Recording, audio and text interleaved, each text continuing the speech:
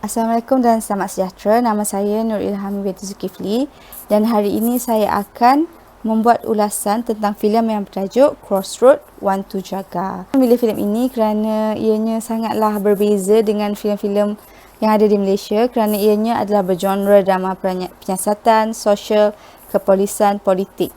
Filem Wantu Jaga arahan Namrun telah diumumkan sebagai filem terbaik pada Festival Filem Malaysia yang ke-30. Filem ini juga dicalonkan sebagai filem terbaik Asia dalam Five Flavors Asian Film Festival di Warsaw, Poland. Bersama pelakonnya bukan sahaja daripada Malaysia, malah juga diambil daripada Filipina dan juga Indonesia. Zahir Azim, Rosdin Subuh, Aryo Bayu, Asmara Abigail, Timothy Castillo, Amir Effendi, Choo Kim Wah, Aidil Putra, Alung Izzendi adalah antara pelakon-pelakon yang telah berjaya membawakan watak masing-masing untuk menghidupkan filem ini. Filem ini telah ditayangkan pada tahun 2018 berdurasi 1 jam 20 minit. Ringkasnya, filem Wantu Jaga ni boleh dibahagikan kepada 3 plot. Pada awalnya, kita ada kisah bagaimana Hussein dan Hassan sebagai rakan kerja. Selepas itu, kita juga ada kisah pekerja Indonesia yang nak bantu bawa adiknya balik ke Indonesia. Dan ada juga kisah ahli politik, 2 orang polis dan juga warga asing Filipina. Semua 3 kisah ini pada awalnya dipaparkan secara berasingan sebelum ianya bersambung di bahagian 30 minit terakhir filem ini. Sejam pertama filem ini ialah bahagian yang memerlukan kita untuk fokus kerana Namrun mahu kita hadam dialog-dialog yang ada kerana setiap babak ialah paparan realiti polis dan juga mentaliti masyarakat terhadap polis. Okey, baiklah. Mari kita lihat kepada kisah pertama. Iaitu watak utama Hussein Zahir Azim.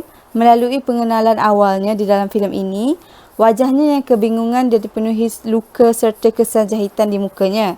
Kemudian Hussein disoal siasat oleh rakan-rakan polisnya sendiri berkenaan dakwaan jenayah yang dikenakan terhadapnya. Kemudian persoalan demi persoalan timbul berkaitan catatan yang ada di dalam buku kecilnya sebelum filem ini membawa penonton mengimbas kembali apa sebenarnya yang berlaku kepada Hussein dalam ruang masa beberapa jam sebelum itu. Menariknya di sini ialah segala kejadian yang berlaku terhadap semua watak dalam filem ini berlangsung dalam masa sehari saja tetapi disampaikan dengan menarik dan penuh ideologi. Hubungan Hussein dan serta Hassan adalah sebagai rakan kerja, namun mereka berdua mempunyai sudut pandangan yang berbeza dari segi ideologi amanah dan kehidupan. Hassan, Rosdin Subuh, merasionalkan budaya rasuahnya di atas tuntutan menyara kehidupan keluarganya berdasarkan realiti sebenar yang sering terjadi dalam kehidupan di bandaraya-bandaraya besar. Watak Hassan ini berjaya menembak profesionalisme yang dibawakan oleh ahli-ahli politik, majikan, pemilik kedai runcit, hatta anggota polis yang berpangkat besar sekalipun. Berlainan pula dengan watak Hussein di mana watak ini terperangkap di dalam dilema untuk melaksanakan amanah tugasnya disebabkan halangan daripada anggota polis yang lain. Apa yang menjadikan isu ini lebih tragis apabila orang-orang yang jujur dan bersemangat untuk bekerja seperti Hussein ni terpaksa berjuang seorang diri untuk memecahkan kitaran rasuah yang membiak dengan cukup dahsyat dalam organisasi polis. Tapi persoalan menarik berjaya ditimbulkan di sini apabila dipaparkan rasuah yang berlaku bukan sekadar sahala tetapi wujud di setiap peringkat dan organisasi yang akhirnya merosakkan negara. Kisah kedua adalah berkaitan dengan seorang pendatang asing iaitu Sugiman. Sugiman ini wataknya telah dibawa oleh Aryo Bayu yang merupakan bapa tunggal mengalami mimpi buruk penuh keganasan dan darah. Dia mempunyai seorang anak iaitu Joko yang tak mendengar kata dan meluangkan terlalu banyak masa dengan Adi iaitu anak Pak Sarip, bosnya. Dia juga terpaksa untuk menghantar adiknya Sumiati yang telah lari daripada majikan untuk kembali ke Indonesia. Sugiman meminta bantuan bosnya Pak Sarip untuk bawa pulang adiknya tapi ada harga yang perlu dibayarlah. Pastinya harganya bukanlah rendah. Pada masa yang sama, Sugiman terpaksa melindungi Sumiati daripada polis dengan menyembunyikannya di sebuah hotel murah.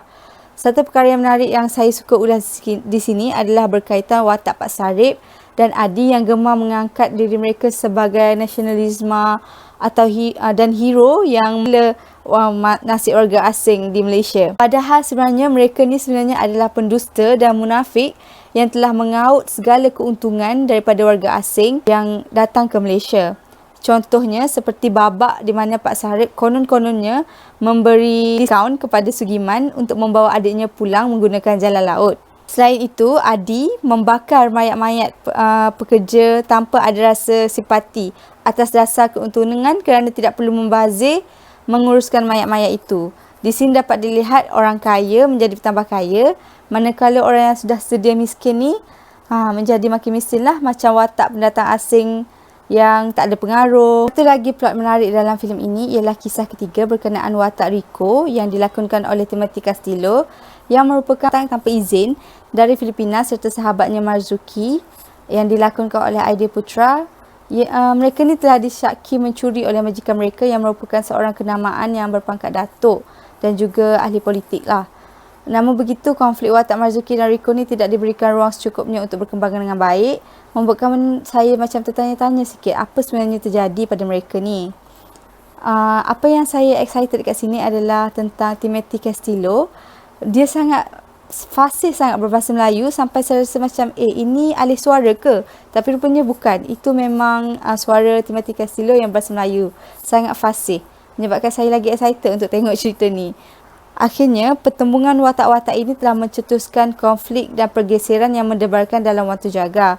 Sejak maka, terjadilah pertumpahan darah yang menjadi klimaks pada cerita ini dan membawa penonton untuk kembali kepada permulaan cerita ini di mana Hussein penuh dengan luka dan darah. Penamat cerita ini sangatlah mengejutkan kerana ternyata gejala rasuah ini adalah membabitkan orang yang berpangkat besar dan tinggi dalam organisasi kepolisian. Filem ini sebenarnya telah berjaya mencuri hati saya dengan keberaniannya untuk membuka realiti rasuah di Malaysia ibarat membuka pekong di dada sendiri.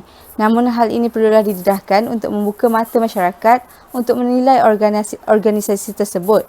Bukan semua daripada mereka adalah penerima rasuah, ada juga yang seperti Hussein, tetapi cerita ini hanyalah untuk membuka mata masyarakat bahawa benda ini benar-benar berlaku. Di sini saya lampirkan beberapa keratan akhbar berkaitan rasuah dan penindasan warga asing di negara kita.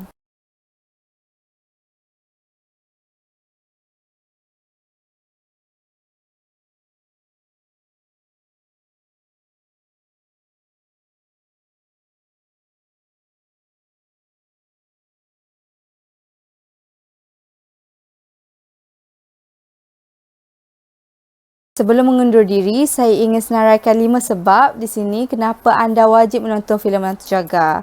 Pertama adalah filem pertama yang berani mengangkat kisah kepincangan yang berlaku di dalam organisasi Polis Diraja Malaysia dalam keseluruhan ceritanya. Yang kedua adalah plot ceritanya sangat menarik dan mudah difahamkan oleh penonton daripada berbagai latar belakang. Yang ketiga, yang ni paling saya suka. Barisan pelakonnya yang memberikan penghayatan kepada karakter serta mempersembahkan lakonan yang cukup mantap dan meyakinkan. Sepanjang sejam 20 minit ni, saya tak rasa macam semua orang tu tengah berlakon. Saya rasa macam, saya macam rasa macam saya duduk dalam cerita tu sendiri. Baiklah, yang keempat ialah sebuah filem yang bukan kosong tapi mempunyai mesej yang sangat menarik dan memang ceritanya sangat unik kerana ia adalah realiti yang berlaku dalam pelbagai sektor pekerjaan di Malaysia. Realitinya bukan hanya organisasi polis je yang ada rasuah. Banyak lagi organisasi yang membolehkan seseorang untuk menerima rasuah.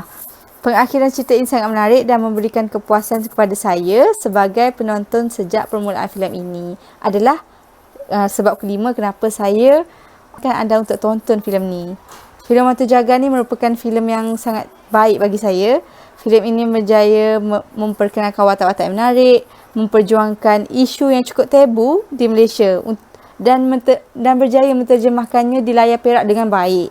Jadi sokonglah filem yang penuh dengan isi ini di atas laman web yang sah. Saya menontonnya di Netflix.